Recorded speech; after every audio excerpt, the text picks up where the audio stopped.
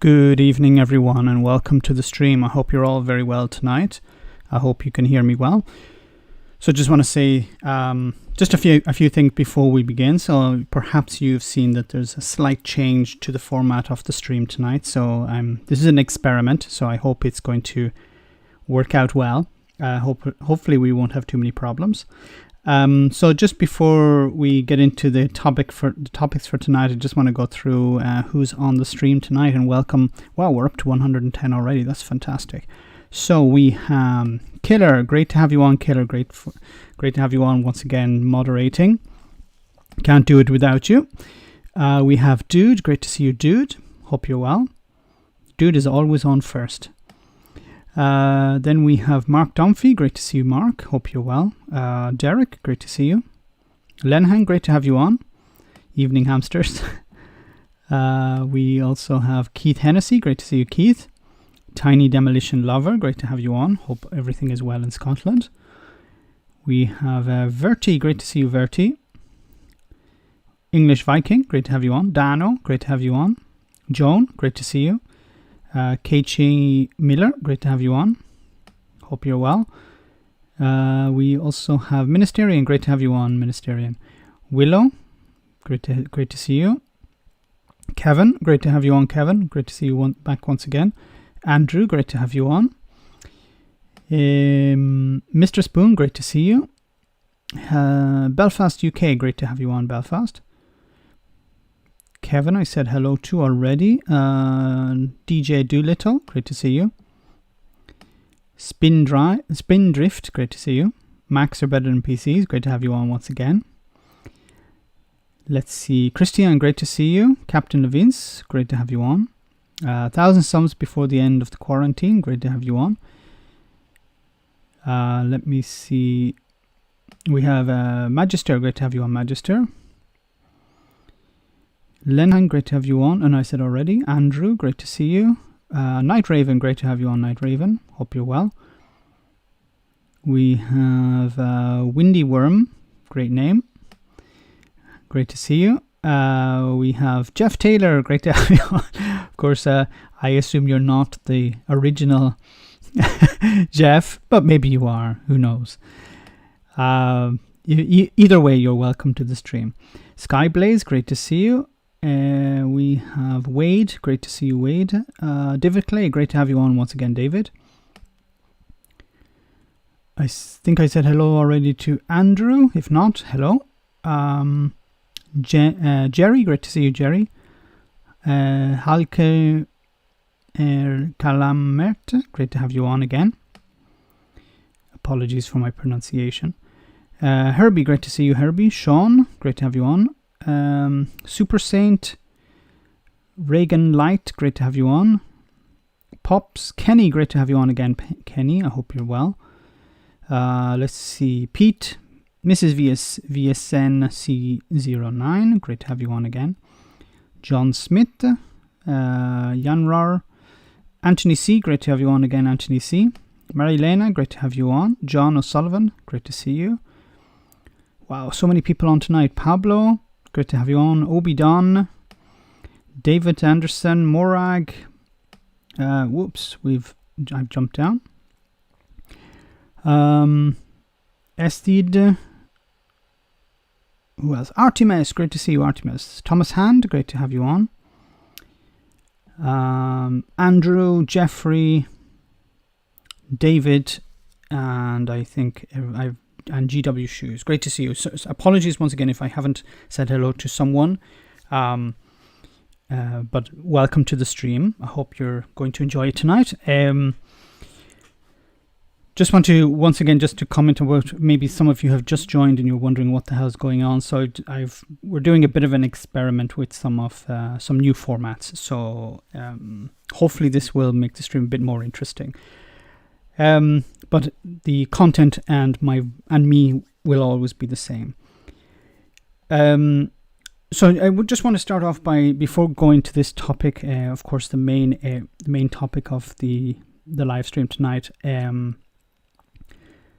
the stockpiling. So if you hadn't seen the video, I talked about stockpiling of medicines and the fact that Boris Johnson decided, instead of working with the European Union to have some type of extension or workaround, they're not going to do that, and they've asked pharmaceutical suppliers to start stockpiling, even though there is a pandemic.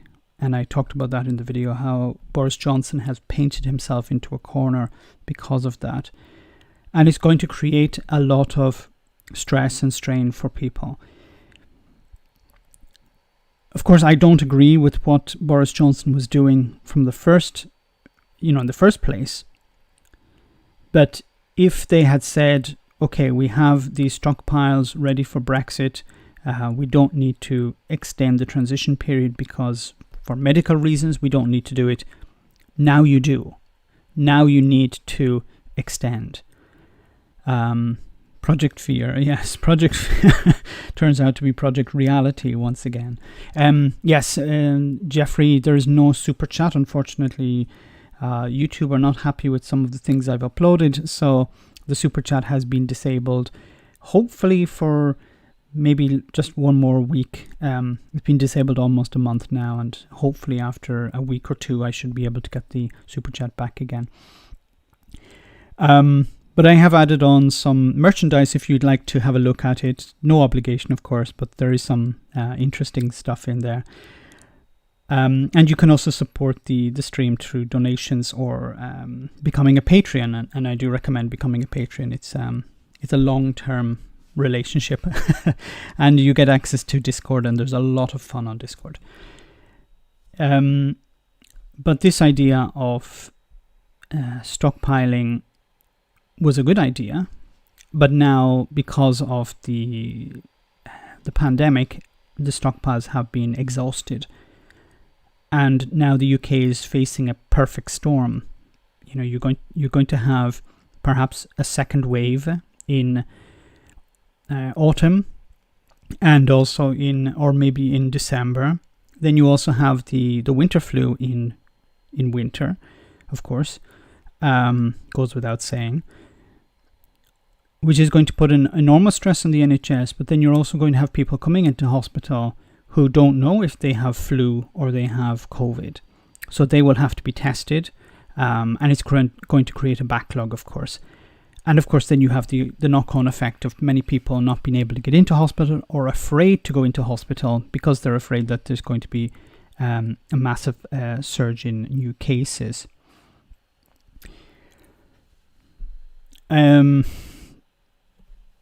But what can be done? I think the solution would have been to work with the European Union, ask for an extension, but of course Boris Johnson won't do that. So this is one of the little features we have in the new. So if I mention Boris Johnson, I'll show you a little GIF of Boris Johnson. GIF or GIF? I don't remember the correct pronunciation. I call it GIF of Boris Johnson playing rugby and knocking a small Japanese child on their arse. Okay. So let's jump into the topic, the first topic. Well, actually, I wanted just to send my condolences to the people in Lebanon. It seems to be, the death toll seems to be up to 50 at the moment, and over 2,500 people have been injured in that explosion. It doesn't seem to be clear what the cause of the explosion was. But it's interesting that not from a conspiracy point of view, but I think it was quite interesting and honorable that Israel said they were willing to give any support necessary to the people of Lebanon, and that was something to be commended, considering that both countries are officially at war. Okay, so let's look at this article. So it says here, Britain pushes on the US trade talks despite presidential election. So I'm just going to read a little part from this. It says here, this is from Politico. Trade talks between Britain and the US continue apace. Just don't mention the looming election. Third round of negotiations entered the second week on Monday, and the British government hopes to make headway across the board. But with the former US President Joe Biden holding a commanding lead in the polls over Boris Johnson once again. I keep saying Boris Johnson instead of Donald Trump. I don't know. It's fossilized in my mind, okay? Separated at birth. Donald Trump, UK negotiators face the prospect of a change in the lineup of the opposing team before the final deal is struck. So why talk now? Exactly, why talk now? The extreme unpredictability of the of American policy until after the election means what might and might not be available from the US. So the UK is just inherently unknowable. To the UK is just inherently unknowable, said Ian Shapiro, Sterling Professor of Political Science at the Yale School of Management. The way the November election turns out, he said, could reshape the future of the UK-US trade deal in ways Britain cannot control, and he cautioned the UK about its chances of striking a quick mini deal before the end of the year. Of course, why does Boris Johnson want a mini deal at the end of the year? Because he wants, once again, like what he wants with the European Union, is to have some sort of bare bones deal so he can return to Parliament and, claim some type of victory. But the US don't seem to be interested in giving him that. However, UK officials and business leaders don't expect many American trading priorities to change significantly, even if there is a switch in the White House. This is something I was talking about before, how, the president doesn't really... The president is responsible for policy, but the nuts and bolts of how the negotiations and the nuts and bolts and how the deal is worked out is more the responsibility of Congress, not the president. So at the end, it's Congress that will more or less decide, and the president will sign off on it, whether they agree or disagree. Now, what could be a fly in the ointment here, and a real issue for the UK, and this is interesting because Boris Johnson seems to be distancing himself from Donald Trump at the moment. They used to be, bosom buddies, confusable from each other.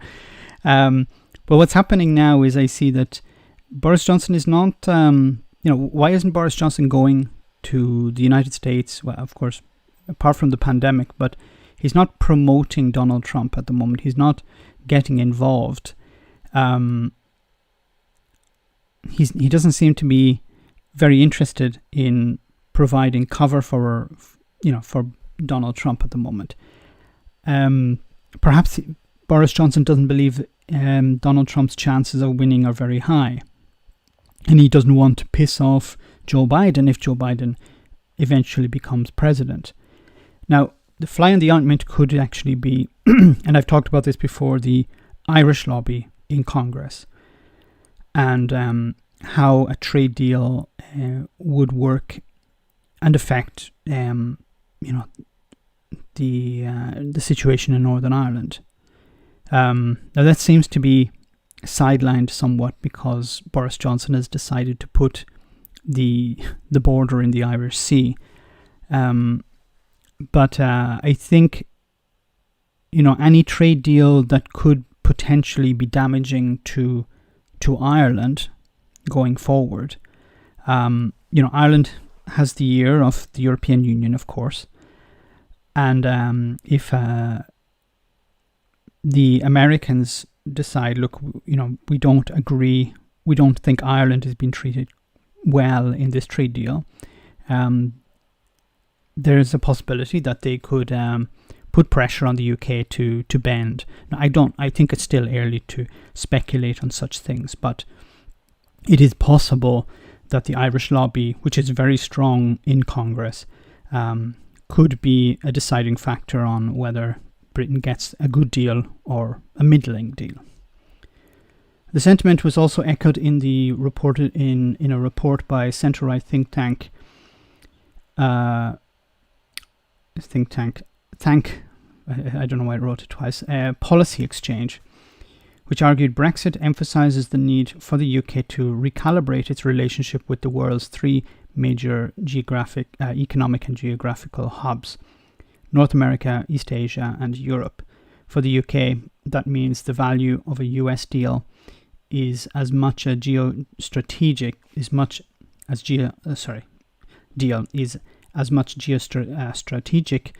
as it is commercial. And of course, what you're seeing is the UK is reaching out to the United States, it's reaching out to Asia to get a trade deal. But with the European Union, they seem indifferent to the European Union, which is strange because you would think they would be negotiating enthusiastically with the European Union. But it seems to be the opposite. Let me just read some of your comments before we go ahead. Of course, not Trump has a problem with the police. Possible bribes, insurance fraud. Yes, Trump has as soon as Trump is out of office, he's in big trouble. Max, thoughts on John Hume's passing? John Hume, so for those who don't know, John Hume was the leader of the SDLP in Northern Ireland, and he was pivotal to getting Sinn Féin to pressure the IRA into announcing a ceasefire. And he was pivotal, of course, key to the Northern Ireland peace talks. And unfortunately, Northern Ireland has lost someone who was the founding fathers of Northern Ireland peace. I saw the news about John Hume dying, and I made some comments on it. I don't know whether he was ill for a long time or it was something sudden, but Northern Ireland is much worse off without John Hume. And I hope that the people, moving forward will remember his work towards peace. And, people like John Hume are politicians who are not in it for, making money or power or something like that. John Hume actually stood aside. John Hume was, I think, every time he ran for election, he won his seat. He always topped the poll. He was extremely popular. And I remember some years ago, he stood aside to allow someone else become leader of the SDLP, and it wasn't the same. I think it was Mark Durkan was his name. Dementia for over 22 years. So he had dementia for some years. I'm sorry to hear that. He was a great man, and someone who, once again, it's a type of politics where people start as a politician because they care about people. They care about what they're working for. The Northern Ireland peace process was not, something done and dusted in a few hours. I remember following the Good Friday Agreement when I was living near the border in near the border in Northern Ireland. I wasn't in Northern Ireland. I was in Monaghan, which is near the border in Northern Ireland, and I remember following the peace process. And I remember how they went on for days and days and days to work out the Good Friday Agreement, and he was a very important part of that.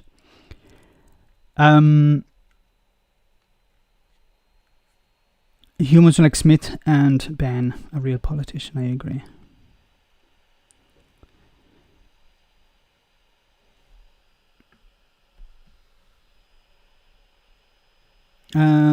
Max, just say Takri Allah to celebrate John Hume and all our national heroes on the 99th year.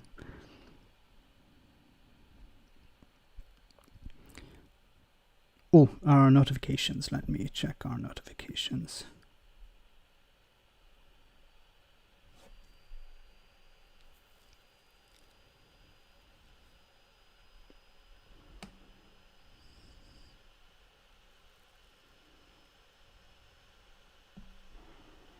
Glasgow Kiss, thank you very much for that kind donation.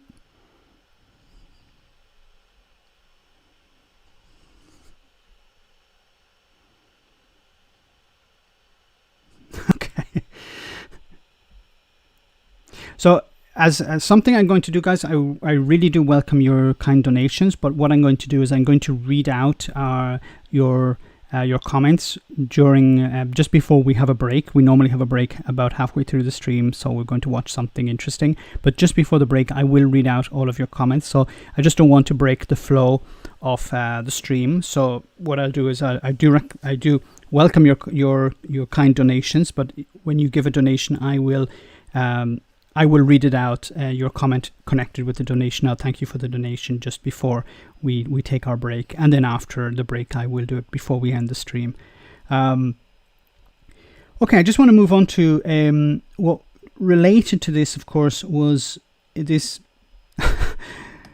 train crash of an interview with Donald Trump. Let me just open up the link here. So Donald Trump had this interview with HBO, and it was uploaded onto Twitter, and hopefully it won't be a problem with me showing you it, but it should be okay. Just a moment, I'll put on the sound. Hopefully you can hear this. We have two. So, whoops. I don't know why Twitter keeps disabling the sound. Anyway, this is one of these types of interviews where that should have happened years ago. This is an interview that should have taken place in 2016, not 1916. 1916 is a long time ago. But it should have happened in 2016. This is the type of interview that you see taking place, and kudos to the UK and to British journalists, because these are the types of questions that journalists in the UK ask. Hard questions. Donald Trump is used to doing interviews with sycophants, with Fox News softball interviewers. And this is a type of question. These are types of questions that Donald Trump should have been asked from the friggin' beginning. So let's hear some of the questions he was asked and some of the things he had to say in response. We're going to look. Let's look. And if you look at death, Yeah. Started to go up here's again. one. Well, right here, the United States is lowest in numerous categories.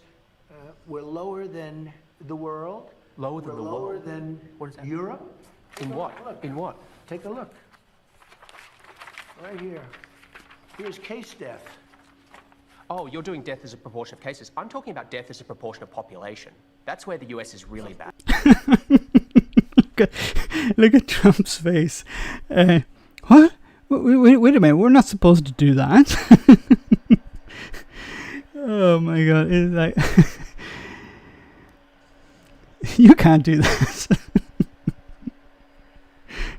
It's like, see, Trump is so used to people going, "Yes, Mr. President, you've done such a great job, but maybe we could try to do something better." No. Of course, we're not criticizing you. You're doing a fantastic job, but or the questions would be, why do you think the Democrats criticize you so much? Why do the Democrats hate you so much? Well, Much worse than South Korea, Germany, etc. you can't do that. You have Why to go. can't I do that? You have to go by. You have to go by where. Look, here is. You can't do that. You have to go by the by the information I was told to say.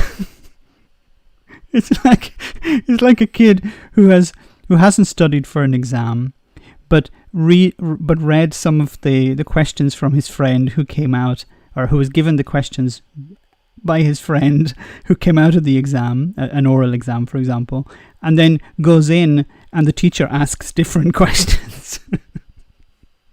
The United States, you have to go by the cases. The cases. Why are not there. as a proportion of when we have population? somebody, what it says is when you have somebody that. It's because you have millions of cases, and of course, even if you have, if you have millions of cases and hundreds of thousands of deaths, of course you're going to have a smaller proportion.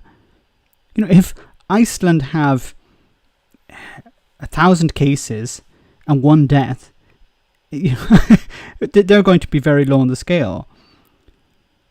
But if you have hundreds of millions of cases, or I don't know how many cases the US had, I think it's something like 20 million or so, or maybe 60 million cases, and you have 100,000 deaths, of course that's going to be a small number. If you have, I'm not going to get into the math here, but you can understand. Yeah. Where there's a case, the people that live from those cases. It's surely a relevant statistic to say if the US has X population and X percentage of death of that population versus South Korea. No, go by the cases. Well, look at South Korea, for example. But go by the cases. What are you talking about, Donald? 51 million population, 300 deaths. It's like, it's crazy. You don't know that. I do. It's on the... You don't know that. You don't... How does Donald Trump know what somebody else does know? Or doesn't know? Like, Donald Trump doesn't know something, and he assumes that everyone else doesn't know it either. You think they're faking their statistics, South Korea? I won't get into that because they have a very good relationship with the country. But you don't know that. And they have spikes. Look, here's Germany, low, here's 9,000. Here's one right here, United States. You take the number of cases. Okay. Now look, we're last, meaning we're first. We're last, meaning we're first. Last, I don't know what we're first in. As a what? Take a look, again, it's cases. Okay. And we have cases because of the testing. 1,000 Americans are dying a day, but I understand on cases it's different. So you see, the problem here is Trump sees this all as a problem directed at him. He doesn't care about the people who have actually died. He doesn't understand that there are 1,000 people, almost 1,000 people in some cases, or even more than 1,000 people in some cases, per day dying in the US because of this. He doesn't give a crap about those people. 61.5 million tested, 4.9 million cases, 1,600,000, 60,000 dead. Thank you very much, Sean. Look at the... Trump should go to a care home. He should definitely go somewhere. I don't even know if a care home is the right place. No, but you're not reporting it correctly, Jonathan. I think I am, but... If you take a look at this other chart, look, this is our testing, I believe. This is the testing, yeah. Yeah, we do more tests. No, wait a minute. Well, don't we get credit for that? And because... Don't we get credit for doing more tests? But that's like...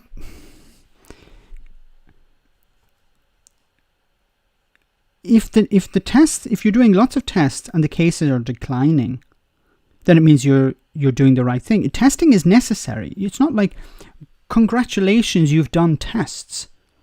That's the basic requirement. Maybe he's watching what's happening in Brazil, where the Bolsonaro, the president of Brazil, wanted to stop testing. Well, Donald Trump also wanted to stop testing. So if we don't test, then we don't have bad numbers. It's not about how many people have died. It's not about how many cases there are. All he cares about is the numbers looking bad for him. That's his print.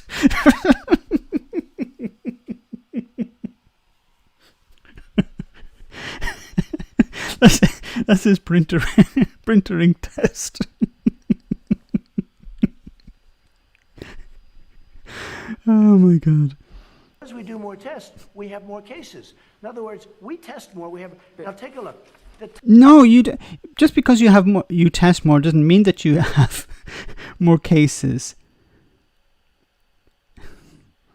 If you test and the tests come back negative, they're not counted as cases.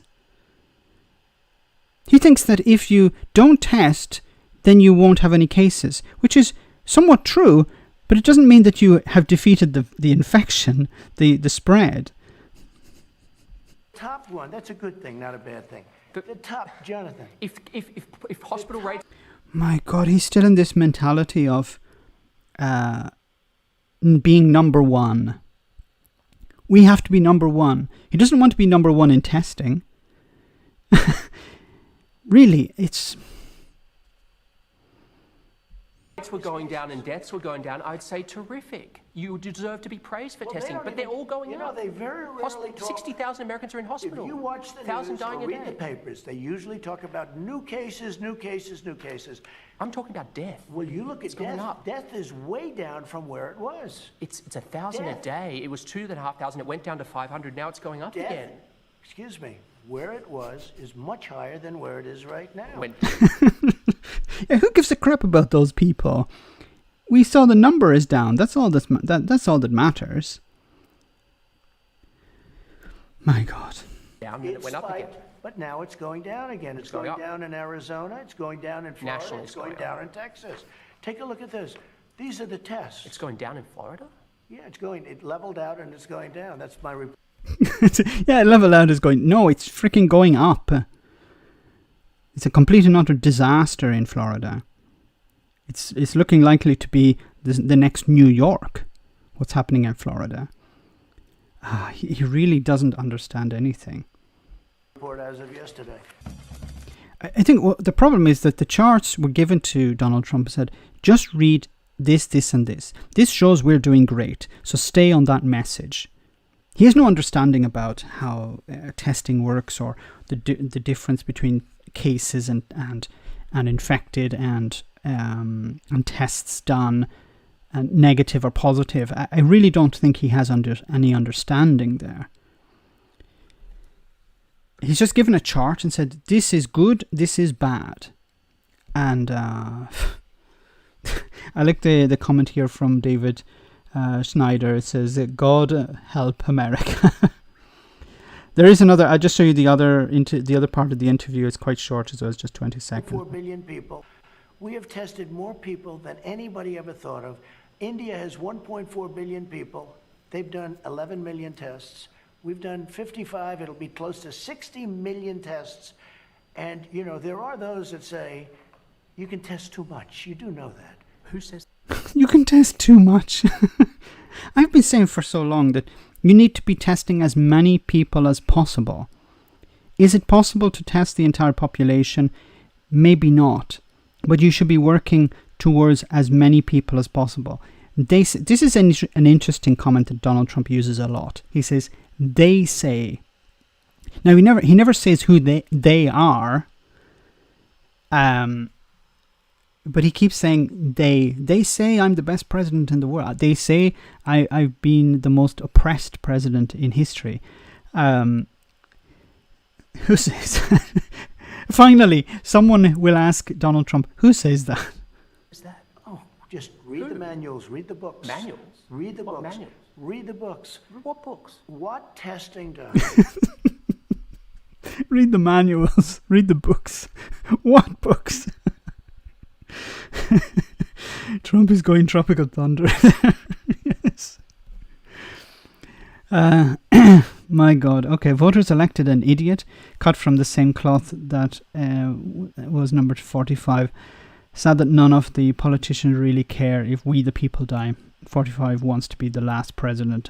Wants to be the last president at all costs. I unfortunately agree with that statement. Donald Trump needs to stay in office because once he leaves office, he risks going to prison. Not because Joe Biden would put him in prison or or even an extension of that, the Democrats would put him in prison. It's because he has so many cases against him that being president keeps him out of prison. It's somewhat similar to what was happening here in Italy some years ago. We had a guy called Berlusconi. You've probably heard of him. He had his bunga bunga parties and things like this. And he needed to become prime minister because he had very dirty hands. He had been in bed with the mafia. And he needed to be prime minister because prime minister would give him immunity from prosecution. So he was prime minister on a number of occasions.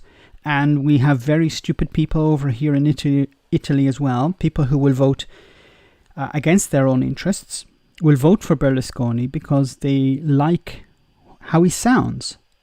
He's a bit of a buffoon. Berlusconi is a bit like he's more like Boris Johnson than he is like Donald Trump. Somewhere in between. But he's closer maybe to Boris Johnson than to Donald Trump. Donald Trump is just a complete and utter buffoon, an idiot, complete ignoramus. But Berlusconi had somewhat of a I hate to say charm. Didn't charm me or didn't charm many other people, But he charmed enough Italians to convince them to vote for him. By the way, Berlusconi is back, trying to sneak himself in, and he's about 90 years old, I think, at this stage. He should have retired and stayed on an island a long time ago. Berlusconi is now an MEP. I remember he set up a party where he just wanted this is so ridiculous. He just wanted fashion models to be his members of parliament. Of course, it's not that different from what Boris Johnson was doing. Boris Johnson wanted to put in empty-headed idiots as members of parliament for sycophants to him, people he could easily control. And Berlusconi did the same thing, but Berlusconi's were a bit more attractive. Okay. Just to stay on for a moment about what's happening with Donald Trump. How does this isn't playing out very well for Donald Trump. Donald Trump is not having a good election cycle. Now, I'm still not someone who is convinced completely that Joe Biden will win. I think there are too many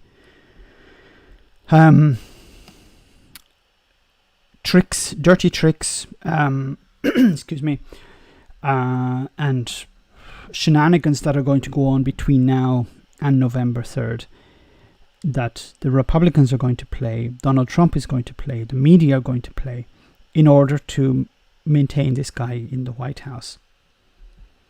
Damn it, it's gone black again. Let me see, just a moment, guys. I'll try and fix that.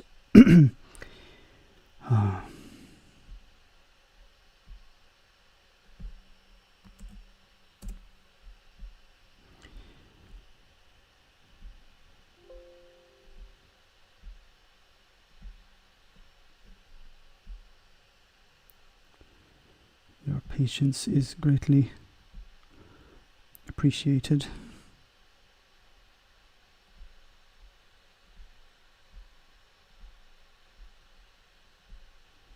Going to jump over everything here. Okay.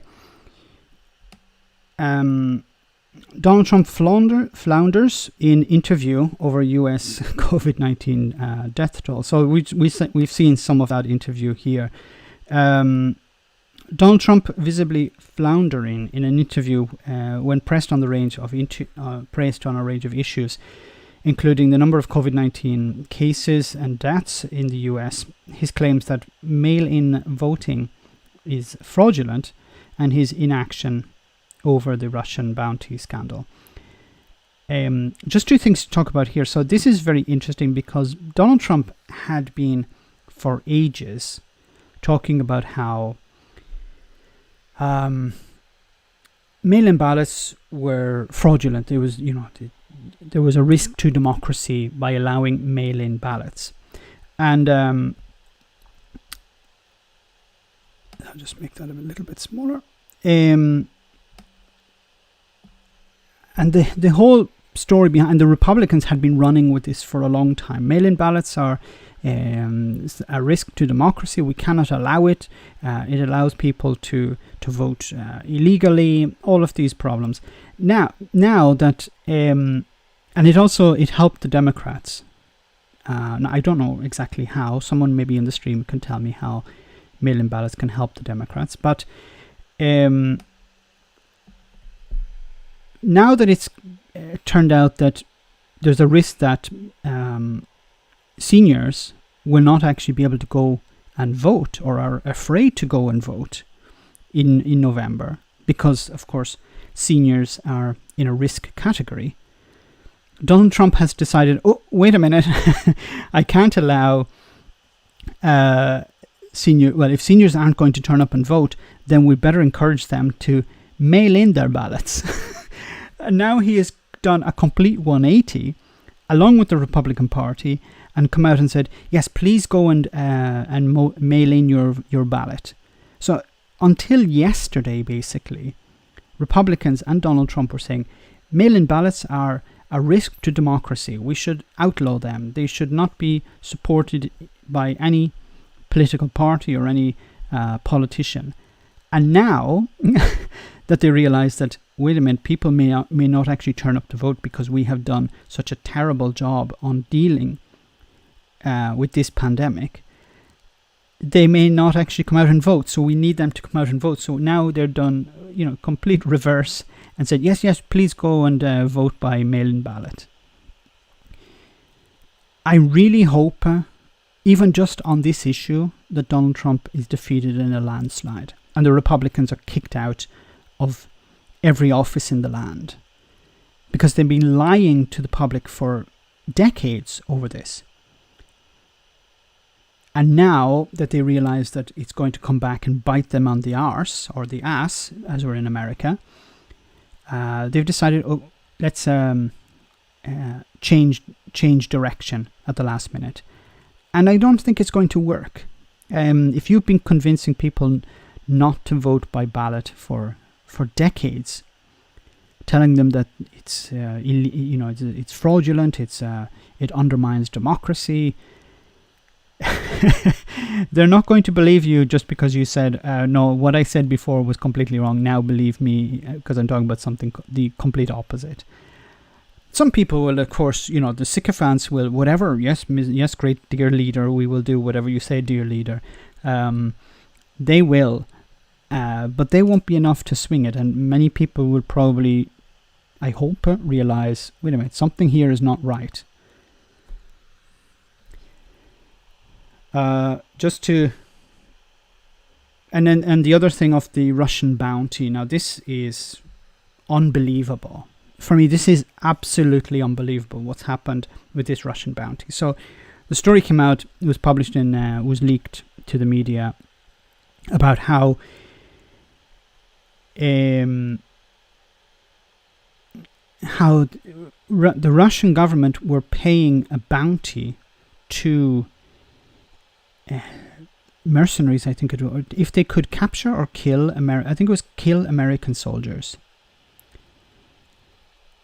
And Trump never brought this up with, for example, Putin or the Russian government, or never thought of sanctioning the Russian government over this. Could you think of anything worse? A bounty on American soldiers' lives. How the Republicans are always talking about how we are the party that care about the military.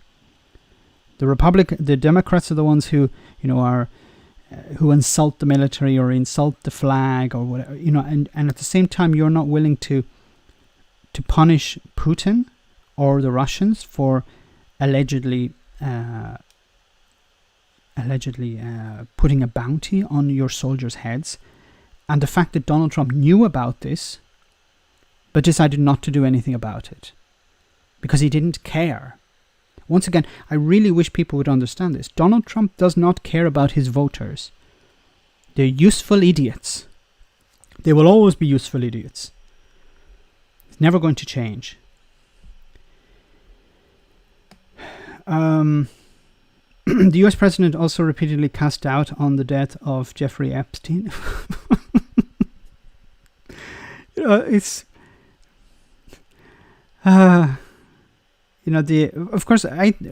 Epstein, there are pictures of Epstein with Bill Clinton, of course, with Donald Trump as well, and other famous and rich people from Hollywood.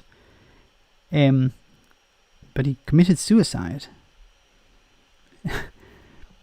I know not many people want to believe that, but I imagine the guy realized, I'm in serious crap here. My life is finished. Even if I get out of prison, I'm going to have a nightmare of a life for the rest of my life is going to be a nightmare. I'm going to be sued by people. I'm going to end up penniless. And, spending probably that time in the cell was enough for him to come to the conclusion that he didn't want any more of it. We don't need to jump into conspiracy theories or whatever to understand what happened to Epstein. I know it's nice and it's interesting to speculate, but look, the reality is that he probably couldn't take it, and he knew what was coming, and he decided, I'm getting out of this. Trump repeatedly referred to the 1917 flu pandemic, whereas the outbreak happened in 1918 and into 1919. Maybe he was ahead of the game there. When asked about the death toll from the coronavirus so far in the US of almost 155,000 killed, Trump repeatedly appeared irritated and said, "It is what it is."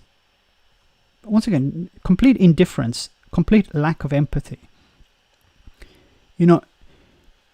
If you would think someone would be speaking into his ears, even members of his family would say to him, "Look, Donald, even fake empathy. Try to fake it. Try to pretend that you care. Because at least some people would believe it." But this idea that, I'm not going to do anything about it. I don't care.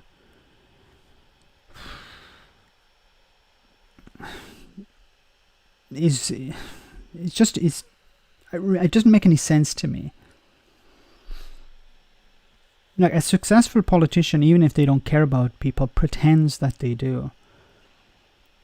His opponent in the upcoming presidential election, Democrat Joe Biden, tweeted on Tuesday morning, "Mr. President, step up and do your job before even more American families feel the pain of losing a loved one." See, look, he's attacking. This is very well. I don't even know if Joe Biden actually created this tweet, but whoever wrote this tweet, it's a fantastic tweet. So he's addressing. He's not saying Donald Trump. He's saying Mr. President. So he's a link. This is very. If you look at this tweet, it seems quite innocent, but there's a lot of loaded language in here. If you see Mr. President says, "You are the one in charge.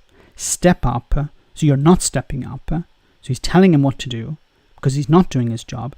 Do your job before even more American families feel the pain of losing a loved one. So many people know the feeling of losing a loved one, even if it's not connected with COVID. He's showing empathy to the public.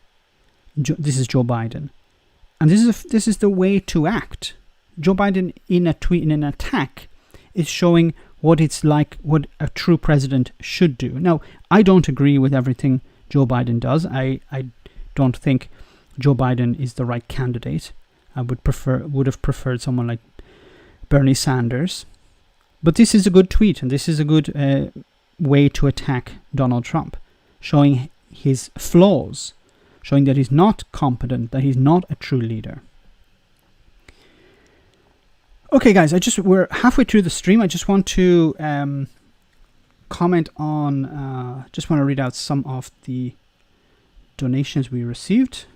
I think we received one or two. Yes, fantastic. So just before we take our break, whoops, no, you don't need to see that.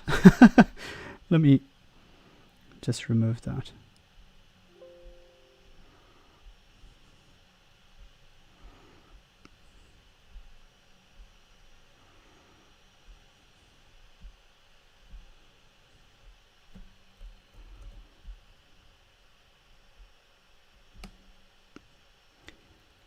So I just want to say thank you very much to Brian, per una bottiglia di vino. Oh, thank you so much for that kind donation, Brian. You're very kind. Ministerian, thank you so much for that kind donation. Keep them kings in check. I will indeed.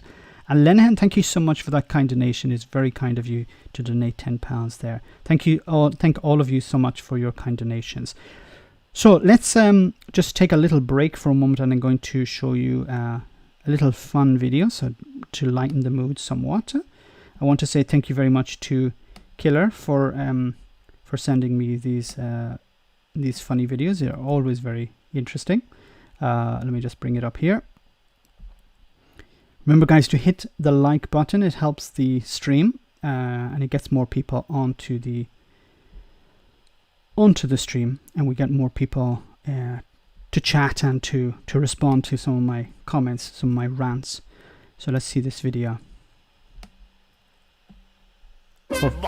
Now I'm the king of the Tories, London's VIP. I reached the top, but I had to stop as I caught COVID-19. So give me the secret Donald vaccine you must unlock, so I could say a bit more than hands, face, baseballs, and cock. Oh, Donald, I want to be like you.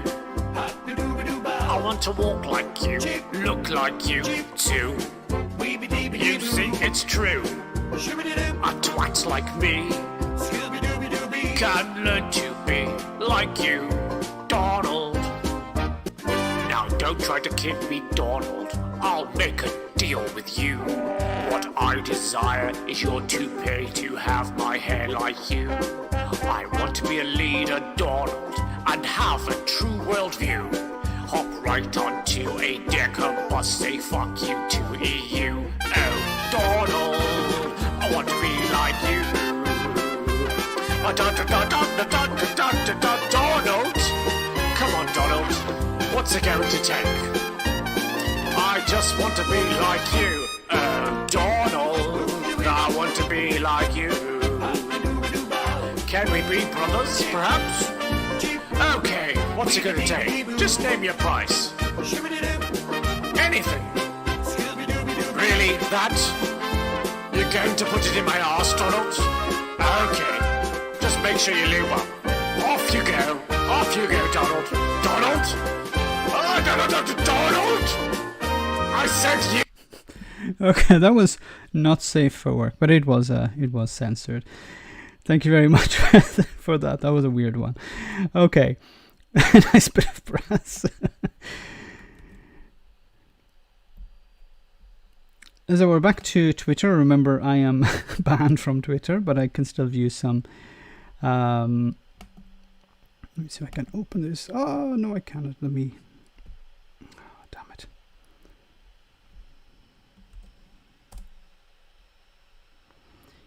One moment, guys.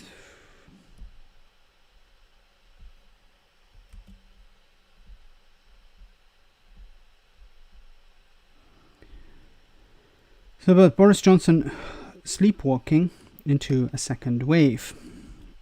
So we're back in the UK for a moment.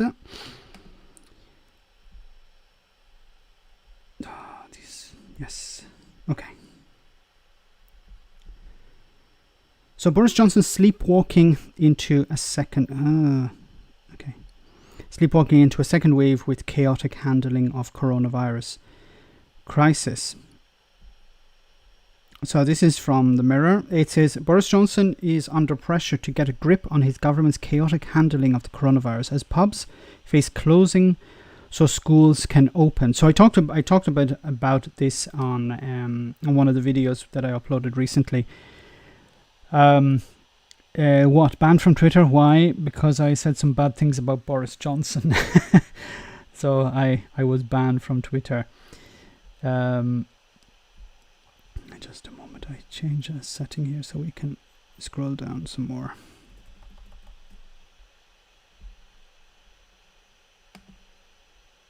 Okay. So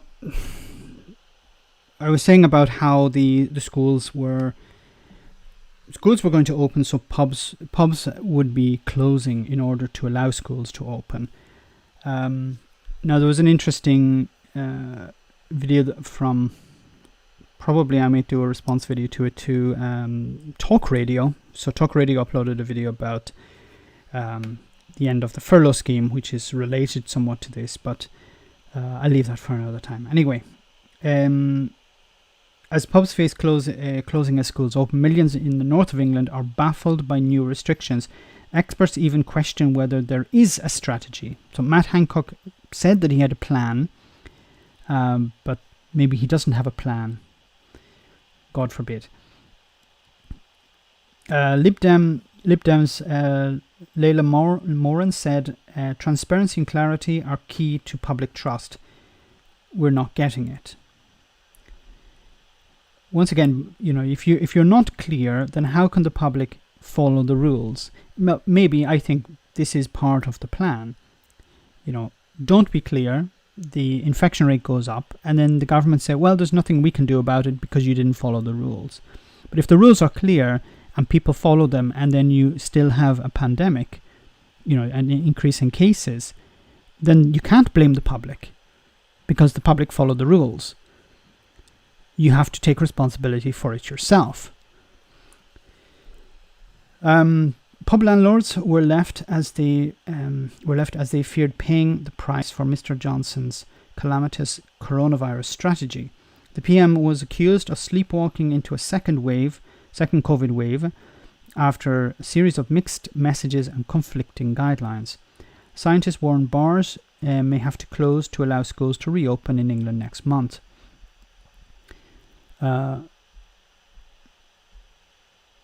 Just under the pictures. The alert came as Mr. Johnson was criticised for imposing new restrictions in the north while ending support for 2.2 million who have been shielding. So there is this idea that the people who have been shielding are people who are maybe disabled or who have underlying health issues and are not able to get back into the public domain. They're not able to go shopping. They're not able to meet with friends or family because they are a high-risk category. Now, Boris Johnson has basically told these people, you're free to return to the wild. But it's not safe yet. That's the problem. Lib Dem leadership contender Leila Moran said that the apparent scattergun approach left the country vulnerable to a second wave. She said the confusion... going up, not down. She said there is confusion not just about messaging but overall strategy. I don't think there is a strategy. They are aiming for zero COVID. If not, what is the strategy? Transparency and clarity are key to public trust. We're not getting it. Professor Graham Medley, and I talked about him before, chairman of the SAGE Advisory Group, questioned whether Number 10 had any real strategy. And we can see pictures here. People sit with drinks at outdoor seating in a pub in the centre of Manchester. And Manchester has just had a lockdown because they have a spike in new cases. Professor Medley of the London School of Hygiene and Tropical Medicine said it was pointless to pursue a strategy that did not aim for eradicating the virus. See, there is this attempt, I think, by the government to just live with the virus, not to eradicate it.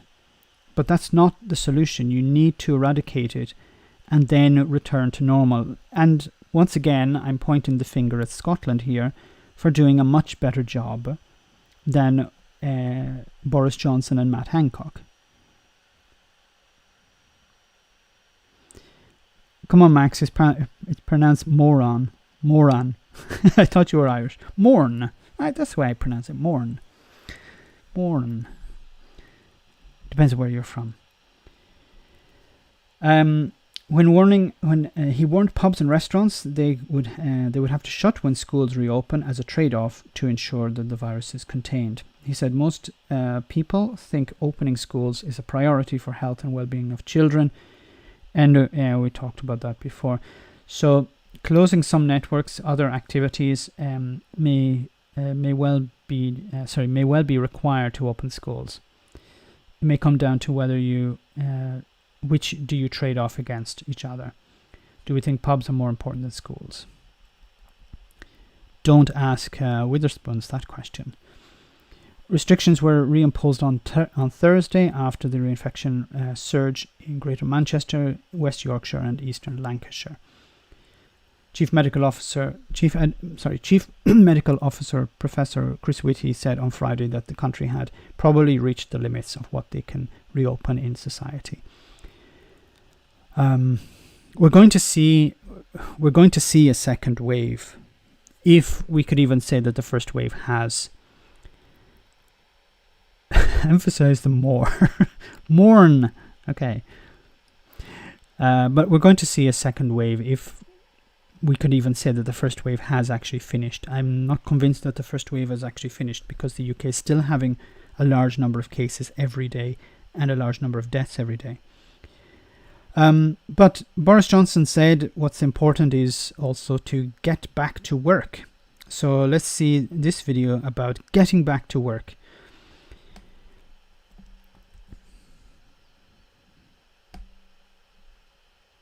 This was the morning the Prime Minister wanted us to change the way and the where we work.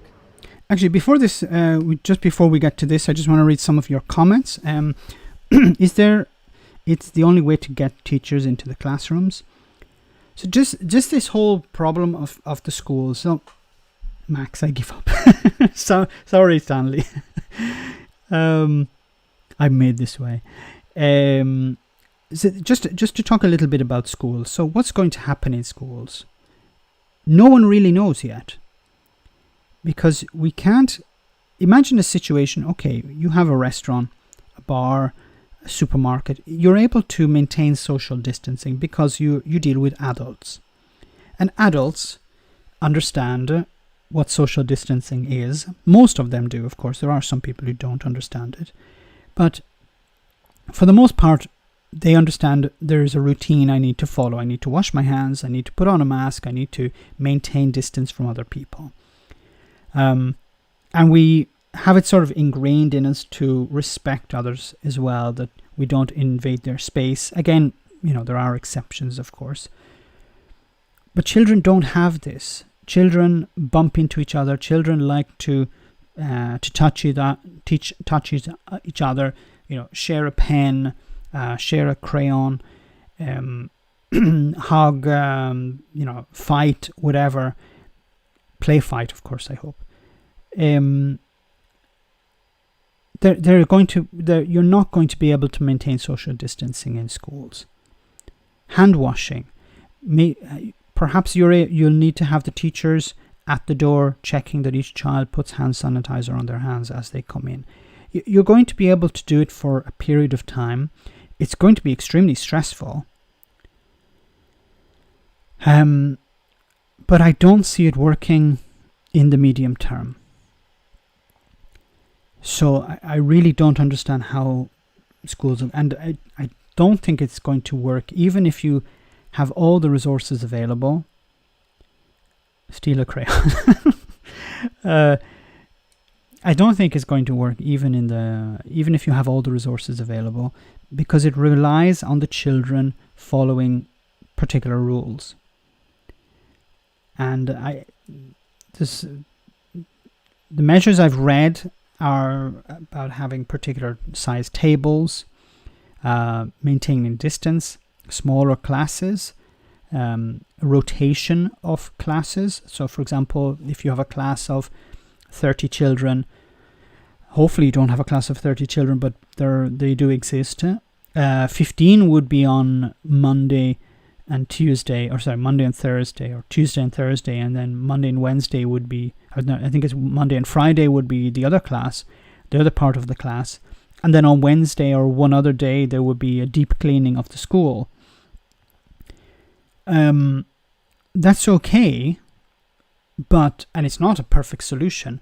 But once again, you need to rely on the children to do certain things. And if the children don't do it, how does the punishment work? Should the teacher punish the child if they don't have their mask on correctly? Or if the child refuses to wear the mask? What if the parents don't believe in masks? We're walking into a minefield, I think. And you're going to start to see cases appear in the schools. And then what happens? Do we close the schools? Do we close the schools in a certain district? Do we close the schools in a town? Do we close all schools? And I'm not criticizing any government here. I just don't think it's going to work, whatever we do. Now, some people are talking about having lessons done at home. And I've spoken to some people here, and they've said, yeah, I'm happy to take my child at home and teach the child at home. But that's okay for you, but not everyone is able to do that. Many families don't have the ability to stay at home and teach their children, the financial resources or the permission from their bosses. their employers say you have to come to work.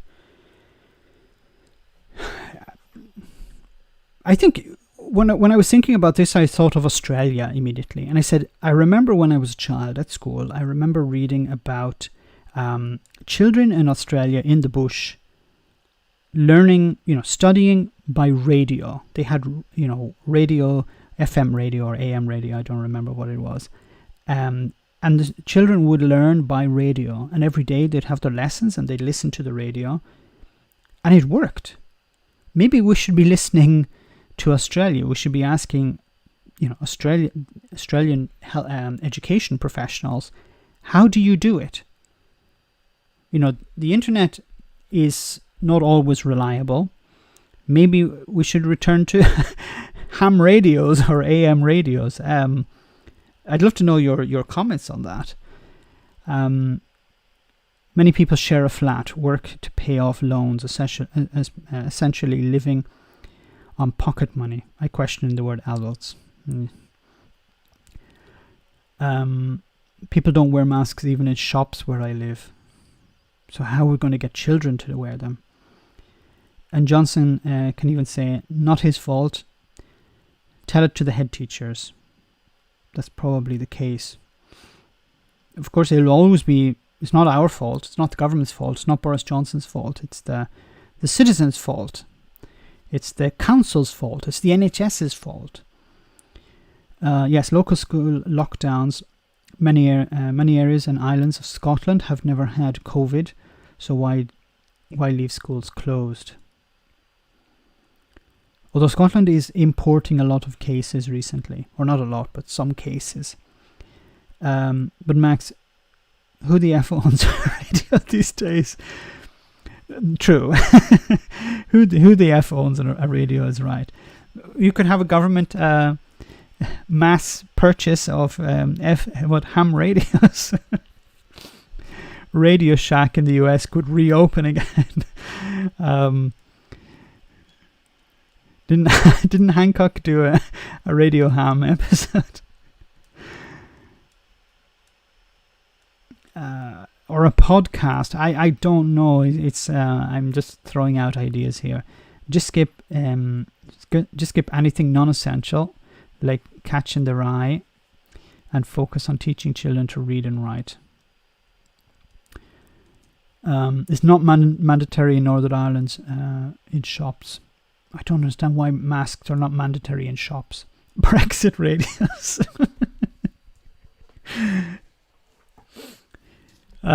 Anyone from Italy here will know Radio Maria, which is a religious channel that's broadcasted everywhere. Even if you go into places where you can't find a radio signal, you will be able to get Radio Maria for some reason.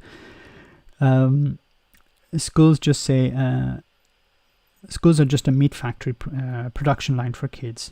Have you seen the wall? Yes. Just another brick in the wall. I'm afraid most of our school experience felt more like a prison yard than an education anyway. As someone who sees education in this country as remnants of the Industrial Revolution, I believe I believe it needs massive reform and being brought into the 21st century. If that is by radio, sounds good to me. Brexit radio, the rage against the machine. It will sound gibberish and fall to bits in 2 minutes. Tesco staff are under orders not to challenge non-mask wearers in their shops. Oh my God.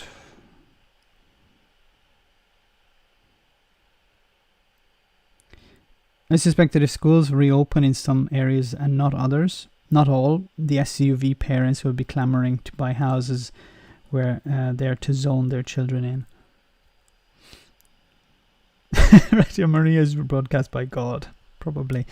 But this about Tesco not being allowed to challenge people, so you can't blame the staff, and you can't sort of blame Tesco, because Tesco don't want, videos of people getting shot because they were asking some lunatic to wear a mask, and this lunatic decided, no, it's an infringement of my civil liberties.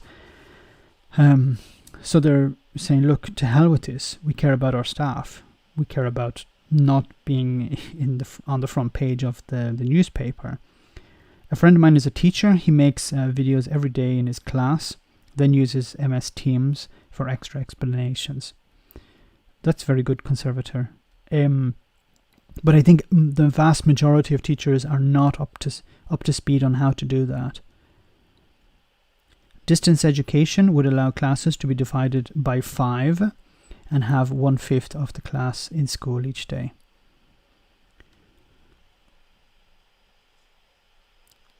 Yeah, I think some sort of broadcast needs to be done. Almost like a live stream. You know, a teacher teaches something by live. Okay, you won't have the same interaction as you would have in a normal classroom. Some children will just phase out, of course, but then many children do phase out during lessons anyway. There needs to be motivation, perhaps, from the student, but also from the parents. I really don't know how this could work. Max, sounds like you were listening to Sammy Wilson MP on Radio Ulster today, disparaging mask wearing. No, I'm not disparaging mask wearing. I think it's very important that masks are worn. I was listening to him. No, I wasn't actually listening. No, but Sammy Wilson is Sammy Wilson. What more is there to be said about Sammy Wilson? No, I don't blame Tesco at all. I blame poor communication and lack of support from the top. PM Dominic Cummins, yes, and his deputy Boris Johnson. Max, is like shoplifting. There will be very few supermarket employees who will have the legal way to do any challenge of dopey idiots. Yes, we've been doing it for 6 months, Max. Wow. If a teacher can't work, Zoom, Skype, Jitsi, then sack them. My brother-in-law's a teacher. It's not easy. It's not that easy, as the teachers would need guidance and education and how to teach online. Yeah, because it's very different teaching online to teaching in person. And the vast majority of teachers, I think, especially people over the age of 50, are not computer literate, and especially not trained in how to teach online. It's a completely different approach. We tend to think of it, well, the teacher just does a video or presents and the students. No, most of the interaction, most of the work teachers do is following the students, maintaining eye contact, understanding which students are listening, which are not, putting them into pairs or groups to do problem solving, or to, if they're doing some practice where they have to ask each other questions. It's very difficult to do that online, and it's very difficult to monitor that. If you're in a classroom, you can just jump from one side of the room to the other. But if you're on a system, you have to close the window, open another window, and check, okay, are these people doing the activity? Yes, they are. Okay, now close. And as soon as you go out, there's no way of controlling whether they are checking if they're actually doing what you told them to do until the end. So there's a huge amount of work that goes behind the scenes to develop a lesson, I think, online, that is completely different to what's done in the classroom. The classroom, you have a book, you follow the book, you get someone to read, or you get them, you ask questions or whatever. Anyway, I'm going off on a tangent here. So let's see what this video about returning to work. So the UK government urges people to return to the office. How long will they? But come rush hour, few issues keeping your social distance. It's generally pretty full most mornings, and I pretty much took carriage myself this morning, so it's quite nice in that sense, yeah. The offices are deserted. It's like graveyard shift every single day of the week, and that's just not on, Some people have got to get it going. And, I'm one of those people who's keeping it going, and I'm beginning to feel a little bit like, where's everybody else? I work in retail. It's very difficult to work from home. My family have bought everything I can offer them. The official advice is now return to your office if you can, but countless of them across the nation still stand idle. This one only opened in December at great expense, soon shut down in March, but the bosses are actually pretty happy with it. Seen a Star Wars film recently and you'll be familiar with Jellyfish's work. Work they're still doing, just entirely from home. So the office is empty, all your staff's working remotely. What's been the impact on productivity? It's been amazing that our productivity hasn't dipped at all. Not at all? Not at all. We have to hit daily, weekly, monthly targets in our shop manufacturing. And I've been speaking to people about this, and why has productivity not dipped? Because people are not distracted. When you're in an office, you have the phone ringing behind you. You have people coming up behind you. You have people asking you, do you want to do this? Or do you want to go for a coffee? Or can we do this? Or can you help me with this problem? And you're constantly distracted. Well, if you're at home, the distraction, you have different distractions, but you're able to control the distractions. If you have a child, you're able to give them something to do, and you know that they're busy for a period of time. Or someone can help you and take the distraction away. But if you're in an office, you can't control the distractions. So you end up wasting a lot of time, and your product, you spend, less time in the office, fewer hours working, but the working is not really work. For the projects that we're on as well. And those have been maintained throughout. And I agree, waves, yes, you have the office politics and gossip, which impedes productivity, I think. The process. We may be in a global recession, but Jellyfish has increased the number of employees by 50%. Extra workers they might not have been able to physically fit in if work was still entirely office-based. Presumably though, you spent a lot of money doing up this big swanky office. Do you want people back in it as soon as possible? No, we don't. We were very clear, because anxiety and the mental health and the well-being of all our staff is really, it's primarily. But I think he's being a little bit dishonest here. Yes, they spent a lot of money fixing up this office, but if the office is closed, they're not paying overheads, so they are saving money. But they know going forward, if they can do the work, if they can get the people to do the work at home, then they don't need to have this office. Maybe they have a lease for a number of years or whatever. Once the lease is up, they can find a smaller office. They can downsize. They can save more money. So in a way, this is a trial. Yes, there's a cost. They have this huge office and they're paying rent for it. But on the other side, they are saving money by not having people in the office. And I think that's what most companies, if they can, are moving in that direction. We need to realize that we're not going to go back to the way things were before. Even if COVID disappears tomorrow, we're not going to be filling people into offices again, because it's not productive and because it has there are costs related to it, and companies don't want to pay those costs. If I can have someone at home, they pay their light, they pay their heat, they pay their water, they pay whatever. I pay for their computer, I pay for their internet if the company wants to do that. It's not even necessary in many cases. It's a huge bonus for companies. They care about profit at the end of the day, and that this will increase their profit.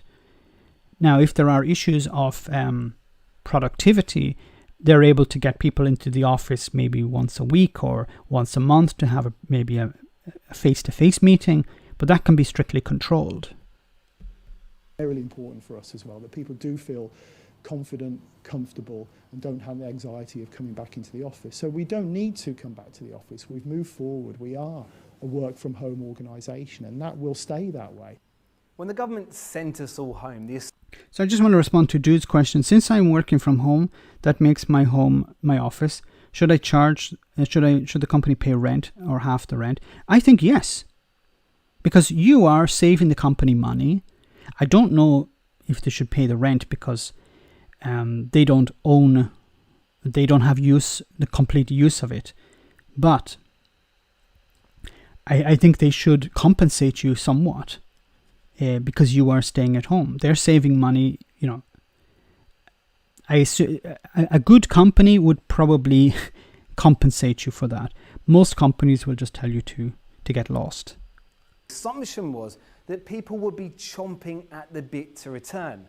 But over the last few months, the nation has become a giant working from home experiment, and the nation seems to have decided, well, they're pretty happy with it. One survey suggests 81% of people would be happy to continue working remotely at least one day a week. The problem for the government, though, is that if this is our future, that will have a profound impact on how the economy works. This is my biggest problem with this type of argument. Oh, well, if people don't come into the city centre, then businesses are going to suffer. I'm sorry, but we can't try to move forward by standing still. We need to move forward, and we need to look at new ways to run our economies. This idea of, well, we need to encourage people to get back into the city because certain businesses in the city are suffering and they need. But we can't run a country by encouraging people to do something that is not, in a way, efficient. It's not even the right word I wanted to use. But we can't continue. We can't, encourage people to maintain the status quo. Basically, it's not going to work. Many people, their routine was, I leave my home, I take the tram, or I take the underground, or I take the bus, I get off, I buy a coffee, maybe a biscuit or a donut or whatever. So I'm giving money to that business. And then I go into my office and I spend 8 hours in my office. I go out for lunch and I spend money in the local restaurant or whatever, sandwich bar or whatever. And I'm maintaining this is maintaining the system. But we can't say, okay, that has to be the way it is forever. If we're dynamic, if we say, okay, we have this pandemic, people don't want to go into the office, we have to work our economy around that, around the reality, not try to shape the reality around the old economy. The old economy is gone. People who are going to benefit from this are people who are proactive, people who understand, okay, there is a change. We have to identify how we can manage best from this change, how we can manage the change best. So if, for example, a delivery service, to give you just a simple example, when the pandemic here hit, I was speaking to someone, a friend of mine, and she told me that her local pastry shop couldn't open. It was closed because of the pandemic. This was at the early stage of the pandemic. What did they do? They provided a pastry delivery service, something that didn't exist, at least in the small towns here in Italy. Maybe it existed in Milan or in Rome, some of the larger cities. But in the small towns, a pastry delivery service was unheard of. And this company, this small pastry shop, decided to do it, and it was free of charge. And what happened was it was a success. And I spoke to her some weeks after, and I said, look, now you're able to go into the pastry shop or whatever. Do you still take advantage of the delivery service? She said, yes, because what I can do is before I go to work in the morning, they deliver the pastry. I have it in my home with my own coffee or whatever.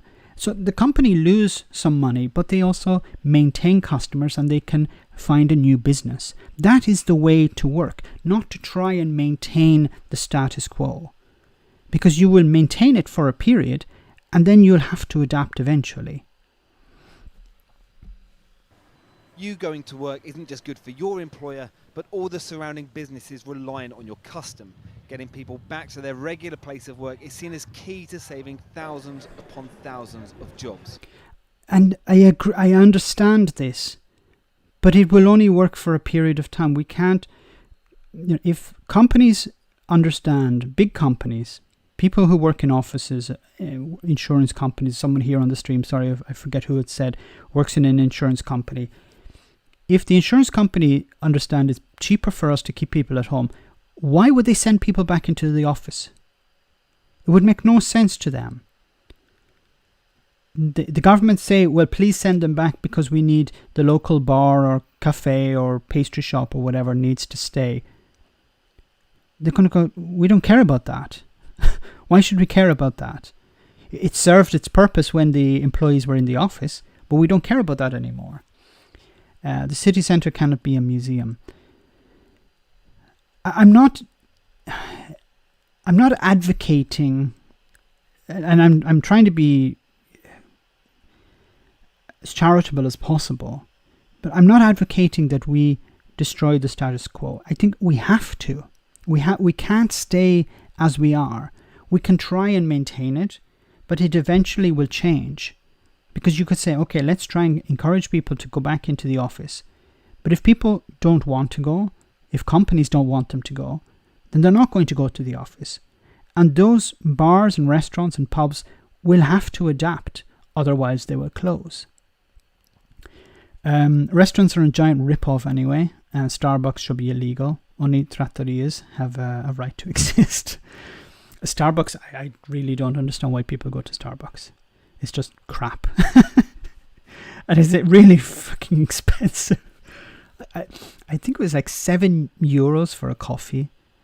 Just to give you an example, here in Italy, my local pastry shop, Mrs. Max and I sometimes go there. I shouldn't go there as often as I should. I'm putting on too much weight. We have just to tell you, we have 2 cappuccinos and 2 pastries, so a brioche, croissant in French, and we pay €5.80. So 2 cappuccinos and it's it's not dirt cheaper, but I don't think it's very expensive. I think it's reasonable. If I went to Starbucks, I'd probably need to take out a credit card. Mrs. Matt. Change happens, embrace it. I agree 100%. The companies are good at math, very good. If they're saving money in one way or another, they will save money. Full stop. I agree. Urbanization and cities are one of the biggest problems in our economy. They are a source of climate change too. And I think, cappuccini, cappuccini. Yeah, do a cappuccini. Sorry, Magister. You're right. Just had one Starbucks coffee in my life. It was my first and last. With fewer cars in the streets, we can have pop-up bars in the strada, cafes.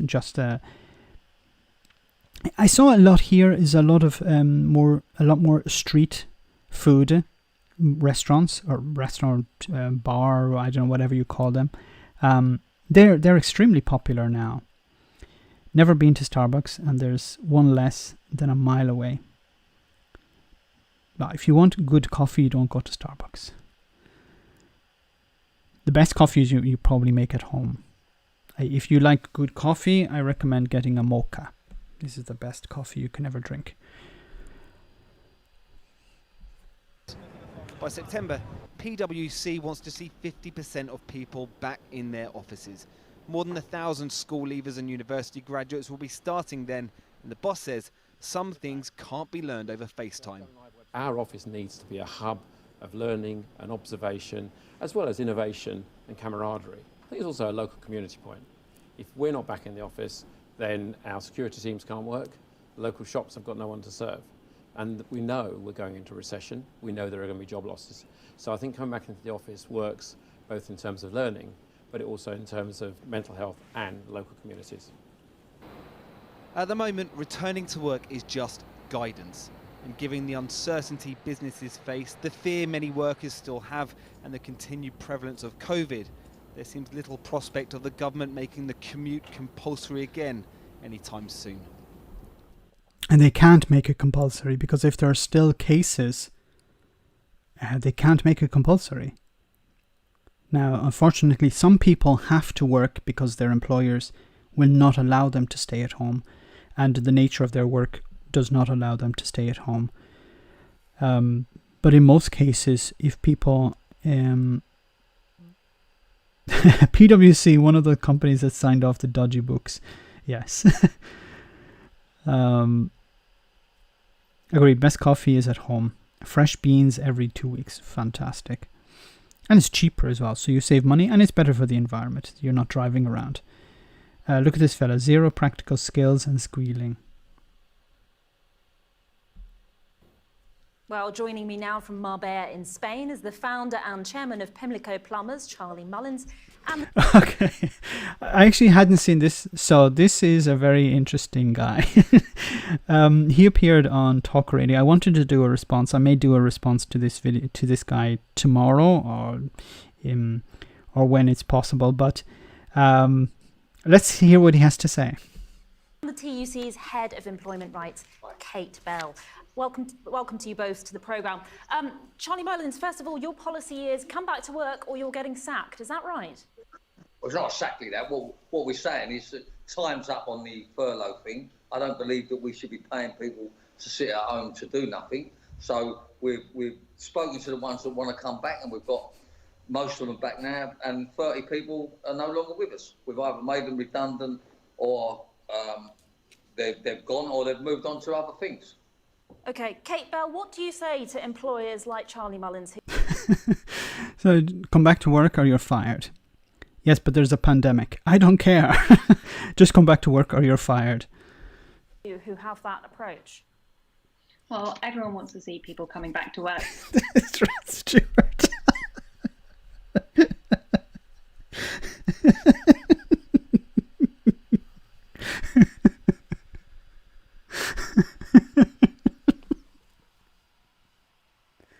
Sorry, I should let you watch the video and stop listening to me. I was going to say that it's a great... Rod Stewart and the guy from Witherspoons had a love child. But they want to come back to work safely. It's worrying if people don't want to come back to Charlie's company because they don't feel safe working there. I don't know what he's done to carry out a risk assessment, to publish that risk assessment, to make sure that people have got decent sick pay if they can't work, and to make sure they feel safe to come back to the workplace. Yeah. Okay, hold on. Yeah, go Let on, me just Charlie. stop you there. Yeah, go on. We've put every safety measurement in place immediately. We've got social distancing, sanitising, masks, footwear, gloves, everything you need to do, we've had done. So he's saying, I'm going to do everything I can, but if you don't think I've done enough, you're fired. I'm doing everything I can for you. I care about you. But if you don't believe me, you're fired. By our own health and safety officer. So to say things like that, they don't want to come back because of safety, you're totally wrong. A lot of them don't want to come back because they're getting 80% of their money to sit at home. Okay, well, Kate Bell, what do you say to that? I mean, Yes, but why? Why are the people getting 80% to stay at home? Does he not understand that there is a pandemic? That the government asked people to stay at home? It's not like the government said, look, if you want to stay at home, do. You know, it's if you want, if you don't want, we don't care. No, they said people must stay at home. That's what the furlough scheme was about. But he seems to be completely, I don't know, disconnected from reality. Do you not understand that, yes, the people stayed at home because they were told to by the government?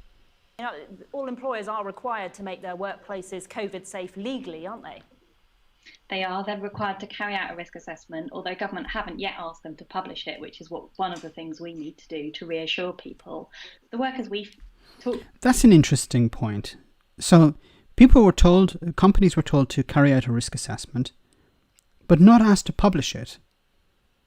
Why were they not asked to publish it? You know, if they could carry out the risk assessment and say, we have a huge risk here. Shouldn't we publish it? No, we don't have to publish it. Boris Johnson said it's not necessary to publish it. Just window dressing. Two across the economy really want to go back to work. Living on 80% of your wages is tough. That's a fifth of your salary you're missing out on. And we know people want to be back doing their jobs, but they've got to feel safe to do so. And that's why we're calling on government to ask people to actually publish those risk assessments. And the other thing we really need is a decent policy of sick pay for everybody. Because at the moment, you don't know if you do fall ill, whether you're actually going to get the sick pay that would enable you to stay at home and look after yourself, get better and not put your colleagues at risk. So would you like to see the furlough scheme extended? Because Charlie Mullins is very critical of it. Well, so we do think the furlough scheme may need to be extended. No one knows where we're going to be in October when the furlough scheme at the moment is due to wind up. But there are businesses which are good businesses, viable businesses we don't want to see go under, but are really struggling to operate under social distancing. And for those businesses, we do think there might need to be an extension of the furlough scheme, yes. Charlie Mullins? Yeah, look, I don't think they should extend it. I think they should stop the system and stop the people that are milking the system. Send everyone back to work. Even though we have something like 300 or 400 cases every day, doesn't matter. I'm going to be okay. You know, he has quite a nice flat there or house. I assume he's doing okay for himself. So, you know, if, God forbid, his company closed, I think he'd still be okay for a bit. While maybe his employees, if they lost their job or, you know, if they got sick and couldn't work, they probably would be in a different situation. People back into the workplace. Obviously, the serious cases, the ones that are genuinely can't go back or they have under health issues, of course we've got to help them again. But maybe set up a different scheme. But it's not about who can go back. It's about stopping the spread. It's not, okay, well, if some people are very sick, they shouldn't. Yeah, but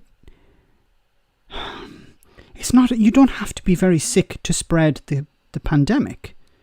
That's why everyone should be washing their hands. Everyone should be wearing a mask. It's not if you are infected, if you have, you know, 37.5 degrees temperature, then you should wash your hands and wear a mask. No, that wasn't the advice. Maybe, you know, Dominic Cummings would prefer that to be the advice, but that was not the advice. It wasn't a furlough scheme for whoever feels like it. It was a furlough scheme for the majority of the population, the working population. You know, and I know that this furlough system, it was a lifeline what businesses needed, but now people are just abusing it. They're happy to stay at home and not go in the workplace. And, you know, for the economy, for jobs to continue in the future, we need to get people back into the workplace. Okay, Kate Bell, Charlie Mullins says people are milking the system. I don't think we've seen any evidence of that. What we know people are facing at the moment is a real worry about their jobs. People are desperate to get... But okay, people are milking the system. But if people are worried about, okay, there are a lot of job losses at the moment. And if people truly felt, there's a risk of me losing my job, then they're going to go into work. If they don't feel that they're going to lose their job, then they feel, then I should stay at home. Because it's not a case of, well, there are hundreds of jobs, so even if you lose this one, you can get something else. No, that's not the case. There's a contraction coming. And then in the UK, there's Brexit as well. That's going to eliminate a lot of jobs as well. Unless it's, doing customs declarations. But this idea that, well, people are just milking the system because they can. I don't even know how you'd even come to a figure on that. But he seems to think it's a considerable amount. Get back to work to get the economy moving, because we've got those real fears of mass unemployment. Verity, that's a very interesting point. 85% of companies don't last 3 years. If you're furloughed at the moment and there's a risk that the company you work for is going to close, why would you return and risk getting infected and the company closing? Wouldn't it make more sense for you to say, look, I'll stay at home until the situation has calmed? You can't blame the workers here. You can't blame the furlough scheme. You have to blame the government for not dealing with this pandemic. And the furlough scheme must exist until the pandemic has been dealt with. So let's send people back into the building while the fire is still burning. No, you need to put out the fire first, and then you move the people back in. Of course, you refurbish the building first. The Office for Budget Responsibility predicting maybe 10% by the end of the year. No one wants to see that. People want to be doing their jobs. People take pride in their jobs. But to do that, they've got to be doing it safely. So, Charlie Mullins, what do you say to those employees who are at home because they're afraid? Well, I say, if you're capable of getting back to work, get back to work. Because if you don't get back to work, the economy's going to get worse. There's going to be more and more... But that wasn't the question.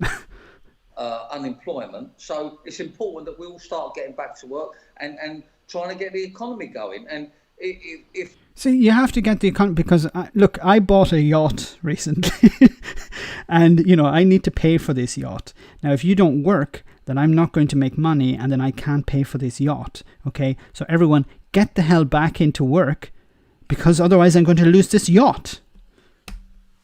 If you've got a safe working environment, then, you know, how long can this furlong go on for? I mean, the longer you keep it on, the bigger the unemployment is. And sorry, RNC sounds like some Brexiteer who to James abroad. I think, ironically, I don't know if this is true or not, but allegedly he isn't a Brexiteer. Now, I don't know if that's true or not. I haven't looked into him, but I heard somewhere that he's not a Brexiteer. If you believe that or not. It says there's no evidence of people abusing it. Well, I'm not sure, but do you see all them people on the beach and barbecues when it's supposed to be locked down? What would you say there then? I mean, Kate Bell, there is a difficult balance to strike between the economy and health here. Well, that's, you know, public health has to come first. And when we think about this balance, the only way we're going to get the economy moving is if we are able to control the virus. And, you know, we're not going to have to be in this cycle of kind of endless lockdowns. People are not going to go to the shops if they don't feel safe. They're not going to use public transport if they don't feel safe. And if we want... Sorry, and this all falls on the government. The government have to make people feel safe. If people don't feel safe, who can you blame? Do you blame the people? Do you blame the businesses? Do you blame the system? Do you blame, I don't know, the public transport? Do you blame the employers? Who do you blame? You have to blame the government because if the government have to take responsibility for this. And of course, Boris Johnson has offloaded, has outsourced all the responsibility to someone else, the public. You can see this. This is, once again, this is typical right-wing rhetoric. If this argument could have been put on, for example, why, well, you know, these single mothers, why aren't they working? They should be working. They shouldn't be having their children. They should be in the workplace. Instead of looking at the bigger problem, who is responsible? You know, these poor people, homeless people, why are all these homeless people? Because they don't care, they don't want to get improve themselves or whatever. Instead of actually looking at, okay, why is there homelessness? Why isn't, you know, who is responsible for homelessness at the end of the day? Who has the choice to invest in this or not invest in it? Who has the choice to deal with this problem or not deal with it? To get the economy moving, right as we did at the beginning of this pandemic, we have to put public health first. So you're not clear that all employers have taken the measures that they should be? Because the Prime Minister has said, you know, if people aren't taking these measures, we're going to come down hard on them. Well, we're still seeing kind of localised outbreaks. You know, some of those really worrying outbreaks we've seen, for example, in agricultural sites, in textile factories, are not places where they had published their risk assessment. So we think there is more to do. Government hasn't required people to publish their risk assessment so that everyone would just have a simple way to check, is my workplace safe? What's my employer put in place? And do I feel okay about going back? Isn't that interesting that the Tories haven't put pressure on business owners to prove that their workplaces are safe? Isn't that extremely telling? You know, if your employer said, look, you need to return to the office, and you said, look, I'm afraid about returning to the office. Is it safe? And they said, yes, we've carried out a risk assessment and everything is okay. And you say to your employer, can I see it? And they say, no. Then my first response would be, then I'm not returning to the office. You know, you don't trust me by showing me the results. You don't by publishing this so that I can understand if it's safe or not. You just want me to return on your word. But the problem is, I work in the office, not you. You're the owner. You can sit at home scratching your ass all day and, you know, checking your bank balance on your phone to see how much money I'm making for you. Now, if I drop dead, well, don't worry for you. There are thousands of other people who are waiting in a queue, hopefully maintaining social distancing while in that queue, to take my place. Back to work. So Charlie Mullins, as a businessman, how much trouble do you think the country's in if we don't return back to workplaces in the way that you're advocating? Well, there won't be no jobs. I mean, this is the... Don't be so stupid. Don't be so freaking stupid. There will be no jobs. Brush it.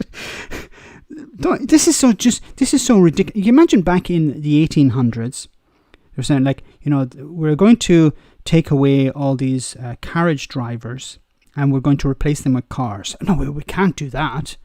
Then there'd be no jobs left. Who's going to work? There'll be no jobs anymore. This is a mindset of change is being forced upon us, and I don't want to change. I want things to stay the way they are. Now, no jobs. I would like things to remain as they are, but I understand that change arrives and we have to adapt to it or we die. If you have, I try to make a comparison with, for example, if I'm making black and white televisions, if I'm a shop, I have a shop and I'm selling black and white televisions, and next door, they start selling color televisions. I saw 1974 Act, so I just thought of that.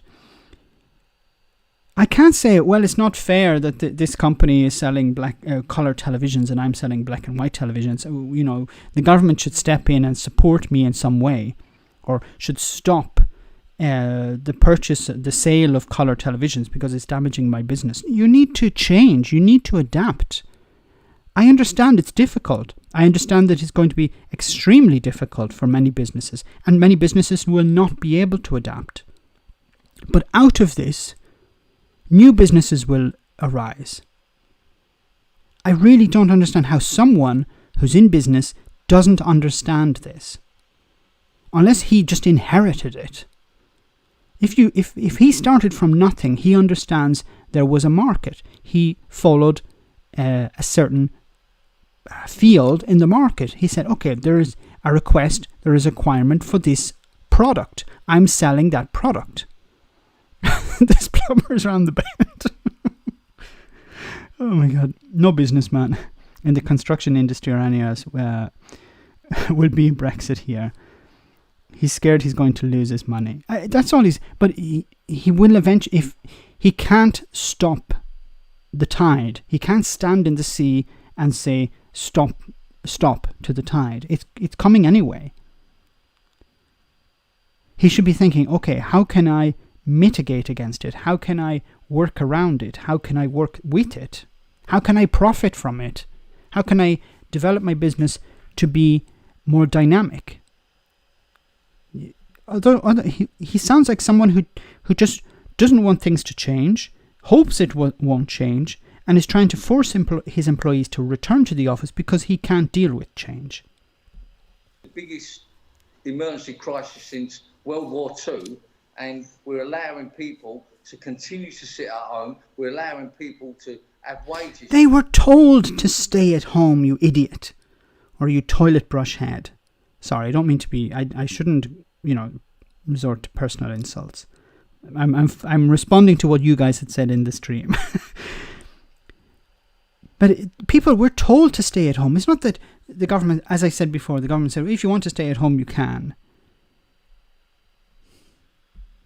To not come to work. We've got to look after the ones that genuinely need it. But let's not kid anybody. I mean, Kate doesn't think it's a system. And how do you define who needs it? Please, I'd love to see the criteria that he has for who deserves to get some, who deserve to stay at home and who doesn't. Really, is it people, like, if you're infected, you can stay at home? Then how do you know if you're infected unless you get a test? What if you get infected while you're at work? This is idiotic, because if he encourages people back into the workplace and they are infected, what's going to happen? They're going to spread it around. And there's a risk that his company would have to close. Can you imagine, where was the outbreak? In his office, in his company. Wouldn't that be extremely damaging for his image? Being abused. Well, I think there's something like 4,000 fraud cases a month at the moment on this furlough business. So, it's. I think, employers need to be honest with people. Look, why do I want to wait till October and then say to some of my staff, unfortunately, I can't keep you. So they're in a big problem then, trying to get another job. Christmas will be coming up. Surely it's better to be honest with them now. And, you know, if they... But you don't care about, like, first of all, you said, well, if they don't come back, I'm going to fire them. And now he's saying, well, I don't want to make their Christmases bad. You're a businessman. You don't care about people's Christmases. It's business. I know there are some employers who genuinely care about their staff. But when it comes to staying in business or closing, you say to the staff, I'm sorry, you're gone. I'm not saying all employers are like that, but the majority of employers, they have to work in that way. They can't be soft. But he's saying, I'm not soft, but I am soft. Well, which is it? You've got to look elsewhere for another job or get retrained. Then isn't it better to do that than rather string employees along when they haven't got a job at the end of it? Oh my God. What is there to say? People have been forced back into work. Huh? He should be selling vegetables on the market.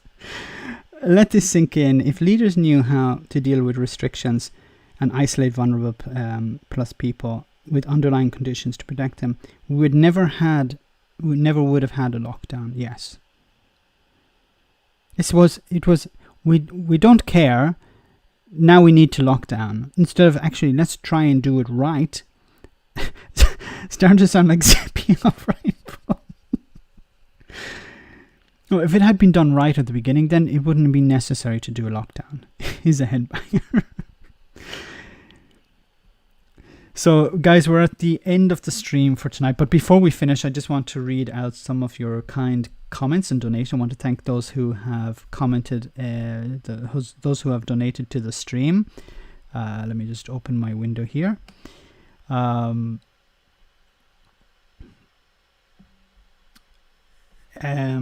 Just saw that so after Lenihan had given his kind donation, we had Tiny Demolition Lover. Thank you so much. I can't afford the monthly Patreon, so I paid a $5, but Killer is being gatekeeper, so we won't let me in. Please tell Gatekeeper to let me in. I sincerely best friend Demolition. That's so kind of you. Thank you so much for that kind donation. I'll see what I can do. I'll see if I can twist some arms. Okay, but mum's the word. And then Tom Nelson, thank you so much for that kind donation. So this was to the Hamster Homeschooling Fund. Thank you very much, Tom.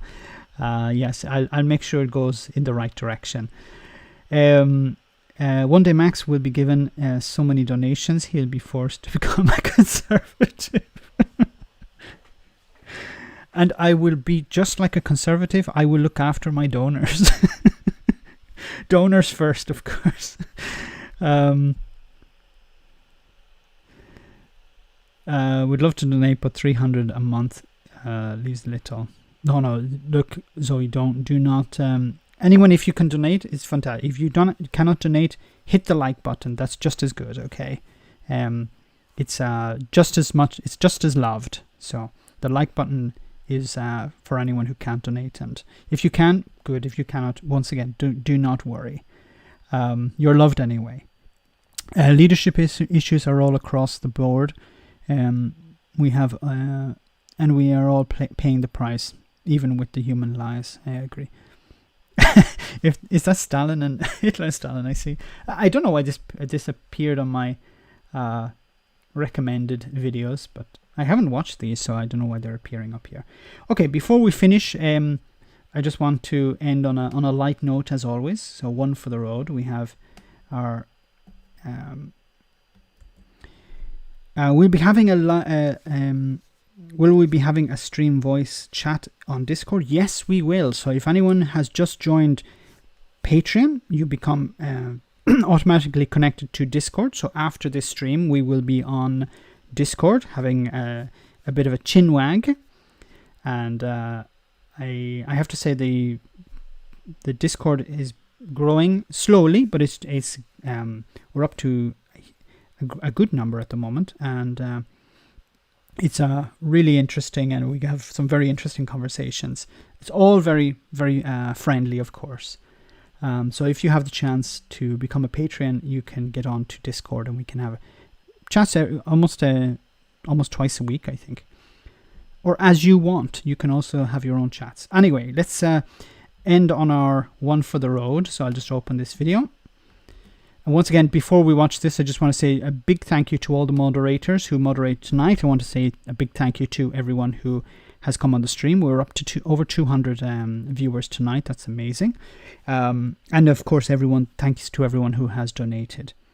It's much appreciated. Hi everybody, Nicola here. So it's August in Scotland, so I'm wearing my nice wee summer jacket. Hoping everybody's keeping well. Please make sure that you abide by the rules now that we've opened up the hospitality in the pubs and restaurants. We're asking people just to look after each other. It's your self-responsibility to do this, not the people in the pub. We're trying to get the economy started. So, just wanted to say, get the door, Frank, to Big Jackson Carlaw, who left the Tory party. But of course now, there's a competition to fill the vacuum in that space. It's my turn this time. No, it's no. It's my turn. It's my turn. Jackson said it's my turn.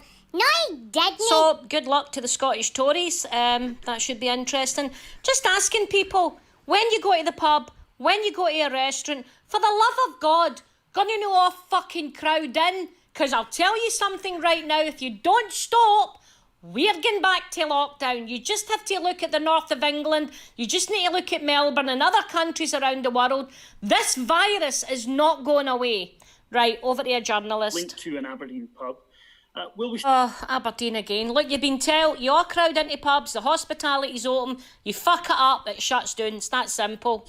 Cases are linked to the Aberdeen. Oh, for fuck's sake. Listed in Aberdeen, would you consider a policy of banning under 25s from pubs if it seems like it's older people that are better abiding by the rules? No, we're not going to start banning MD under 25. We're just saying to people, the hospitality has opened. If you crowd into pubs and hotels and restaurants and you fuck it up, we're back to square one, tools in the store, slam the hatches, we're right back into lockdown. I can only tell you what I know. I'm no Misty Moonface with a crystal ball. So I hope you've all got on your emotional life jackets and keep your family afloat and look after each other. I'm out of here. Where's my fucking clicky pen? Frank, get the door. I want a wee totty scone and egg roll today. Fucking knackered.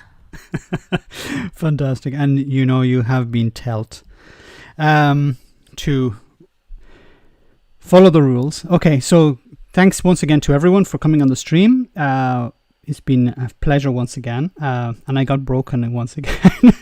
I was broken. So our next stream is at the same bat time, same bat channel on Friday. So I wish you all a very good week, a very good evening. Whatever you're doing, remember to stay safe, stay alert, as Boris Johnson says. Wash those hands and wear that mask. You've been told. Good night, guys. I'll see you soon and have a great one.